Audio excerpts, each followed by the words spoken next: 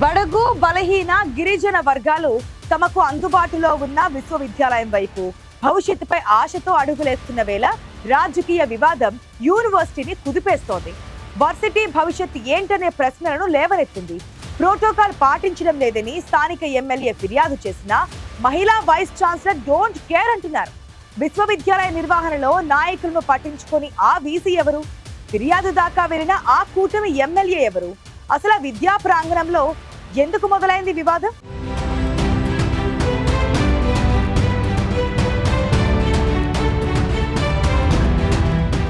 ఉత్తరాంధ్రలో వెనుకబడిన శ్రీకాకుళం జిల్లాలో ఉన్న ఒకే ఒక్క యూనివర్సిటీ విద్యార్థులకు సేవలందిస్తూ ఉన్నత ప్రమాణాలతో దూసుకుపోతోంది. ఎంతో మంది వైస్ ఛాన్సలర్లు విశ్వవిద్యాలయం అభివృద్ధికి తమ వంతు కృషి చేస్తూ వచ్చారు.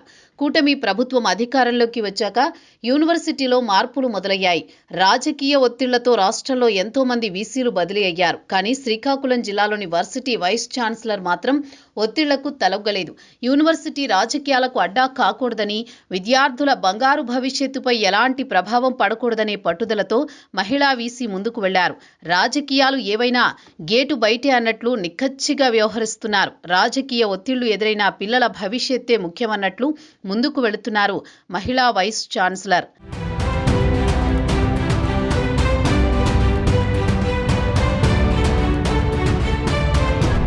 మరోవైపు తన నియోజకవర్గ పరిధిలోని విశ్వవిద్యాలయంపై పట్టు సాధించాలని, అక్కడ ప్రతి కార్యక్రమం తన కనుసన్నల్లోనే జరగాలని పట్టుదలకు పోతున్నారు స్థానిక ఎమ్మెల్యే. ప్రభుత్వ పరంగా విద్యార్థులకు అండగా ఉండాల్సింది పోయి యూనివర్సిటీపై పెత్తనం కోసం పంతం పట్టారనే విమర్శలొస్తున్నాయి. ప్రోటోకాల్ రగడను రాజేశారు ఆ ఎమ్మెల్యే. శ్రీకాకుళం జిల్లా ఎచ్చెర్లలోని డాక్టర్ అంబేద్కర్ విశ్వవిద్యాలయం విద్యా ప్రమాణాల విషయంలో తనకంటూ ఓ గుర్తింపు తెచ్చుకుంది. కొన్నేళ్లుగా గందరగోళంగా ఉన్న యూనివర్సిటీని కొత్తగా బాధ్యతలు చేపట్టిన ఆచార్య కేఆర్ రజని మళ్లీ గాడిలో పెట్టారు. విద్యార్థులకు భరోసా ఇచ్చారు. ఫ్యాకల్టీకి దిశానిర్దేశం చేసి డిపార్ట్మెంట్లు సజావుగా సాగేలా చూశారు. యూనివర్సిటీ కొత్త పరిపాలనా భవనం పూర్తయింది. పిలిస్తే వచ్చి రిబ్బన్ కట్ చేసి వెళ్లిపోవాల్సిన రాజకీయం క్యాంపస్లోనే తిష్టవేస్తానంటోంది.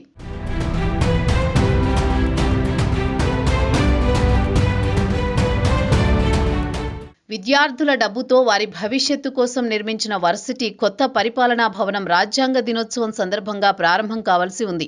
మంత్రులు, ఎమ్మెల్యేలు, అధికారులు అందరికీ ఆహ్వానాలు వెళ్లాయి. కానీ ఎవరూ హాజరు కావాలనుకోలేదు. సమాచారం ఆలస్యమైందంటూ కొందరు నాయకులకు కోపం వచ్చింది. తనను పట్టించుకోలేదనే భావన ఒక నాయకుడిలో పెరిగినట్టు కనిపిస్తోంది. ప్రోటోకాల్, ఆహ్వానం, సమయాభావం ఈ చిన్న విషయాలే పెద్ద రగడకు కారణమయ్యాయి. ఎచ్చెర్లలో ఏ కార్యక్రమం జరిగినా ఎమ్మెల్యే అనుమతి తప్పనిసరి అని భావించే వాతావరణం ఉంది. యూనివర్సిటీ కార్యక్రమం తనకు చెప్పకుండా జరిగిందన్న కోపంతో స్థానిక ఎమ్మెల్యే ఫిర్యాదు చేసేదాకా వెళ్లడంతో అధికారుల ఒత్తిళ్లు మొదలయ్యాయి. జిల్లా కలెక్టర్, ఇతర ముఖ్య నేతల నుంచి ప్రోటోకాల్ ఎందుకు పాటించలేదనే ప్రశ్నలొచ్చాయి.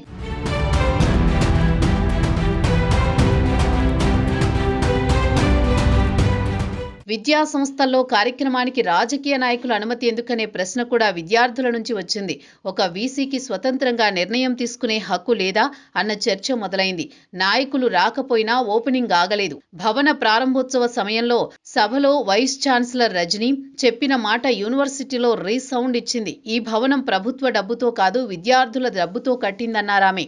ఆ మాటను కొందరు అంగీకరించారు. క్యాంపస్ బయట కొందరు అసహనం వ్యక్తం చేశారు. యూనివర్సిటీలో రాజకీయ జోక్యం సిక్కోలు జిల్లా అంతా చర్చకు కారణమైంది.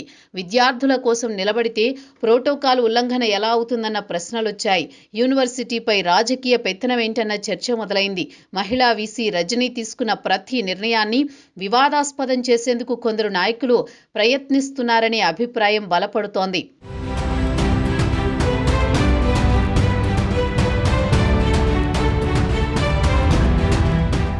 వ్యక్తిగత ఈగోలు విద్యా సంస్థ మనుగడను ప్రమాదంలో పడేస్తున్నాయి. అంబేద్కర్ యూనివర్సిటీలో విద్యా వ్యవస్థ గౌరవం కోసం పోరాటం జరుగుతోంది. ఈ పోరాటం ఎక్కడ ముగుస్తుందో తెలియదు. కానీ నిబద్ధత, నిజాయితీ, పట్టుదల ముందు కొందరి అహం నిలవదన్న మాటైతే అందరి నోటా వినిపిస్తోంది.